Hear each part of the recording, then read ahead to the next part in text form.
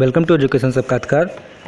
Final exams पर UGC guidelines के खिलाफ चल रहे केस में सुप्रीम कोर्ट से 2 या 3 दिन में अंतिम फैसला आने की उम्मीद है। इस केस में दोनों पक्षों की ओर से लिखित बहस के बाद नोट सबमिट कर दिए गए हैं और आने वाले सप्ताह के शुरुआती दिनों में यानी कि 24 या 25 अगस्त को सर्वोच्च न्यायालय अपना आदेश सुना सकता है। देश भर के सभी राज्यों के यूनिवर्सिटीज़ से फाइनल एग्ज़ाम से जुड़े हुए करीब 1.5 करोड़ स्टूडेंट्स इस फैसले का बेसब्री से इंतज़ार कर रहे हैं।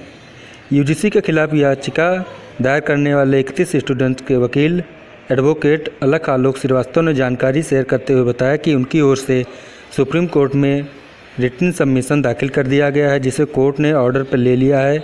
अब आने वाले सोमवार या मंगलवार को कोर्ट से अंतिम आदेश आने की उम्मीद है।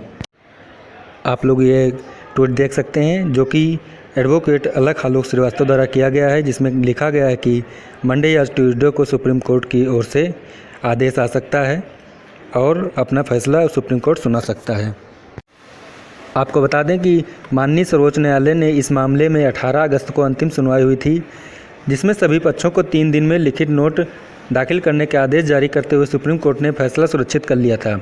देश के सभी राज्यों से लगभग 1.5 करोड़ स्टूडेंट्स बेसब्री से सुप्रीम कोर्ट के इस फैसले का इंतजार कर रहे हैं, जिसके बाद ये बात साफ हो जाए कि फाइनल एग्जाम्स पर अब शिक्षा मंत्रालय, यूजीसी, राज्य सरकारें या उनके विश्वविद्यालय अब क्या फैसला लेंगे।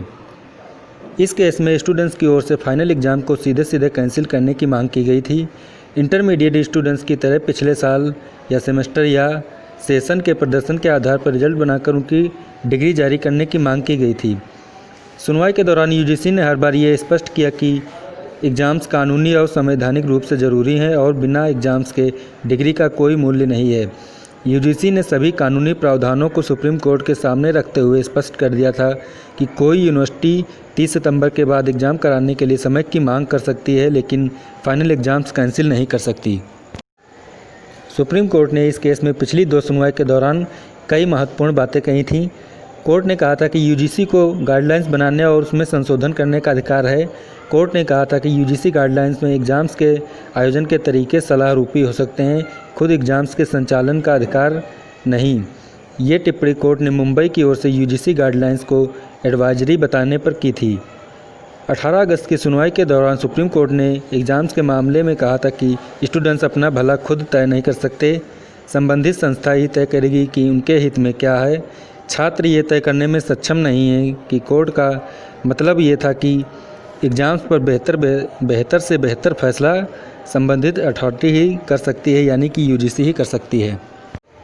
अब यूजीसी के इस फैसले से सुप्रीम कोर्ट ने जहां यूजीसी गाइडलाइंस को सही ठहराया है तो फाइनल एग्ज़ाम्स कराने का फैसला दिया है, तो दिल्ली, राजस्थान, पंजाब, महाराष्ट्र, उड़ीसा, पश्चिम बंगाल, तमिलनाडु जैसे राज्यों को फाइनल एग्ज़ाम्स कैंसिल करने का अपना फैसला बदलना होगा। इन राज्यों के यूनिवर्सिटीज़ को तुरंत एग्ज़ाम की डेट शीट जारी करनी होगी। बाकी राज्यों में सितंबर में फाइनल एग्ज़ाम्स प्रस्तावित हैं, जिनकी डेट शीट जारी हो चुकी है। कई राज्य और यूनिवर्सिटीज़ में एग्ज़ाम्स हो भी चुके हैं। Thanks for watching this video. Education से जुड़ी ऐसी खबरें और अन्य अपडेट्स पाने के लिए हमारे चैनल को सब्सक्राइब करें। Thank you.